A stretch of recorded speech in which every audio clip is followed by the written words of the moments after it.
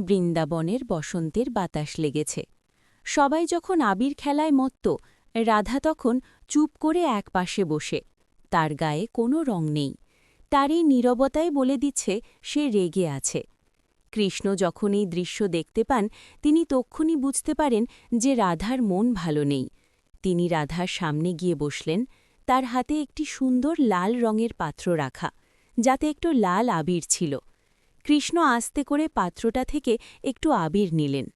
রাধা, কৃষ্ণ নম্র স্বরে বললেন, রাধে, রং তো বাহানা, আসল রং তো তোমার হাসি।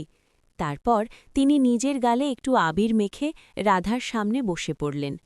রাধার রাগ ধীরে ধীরে গলতে লাগল। সে চুপি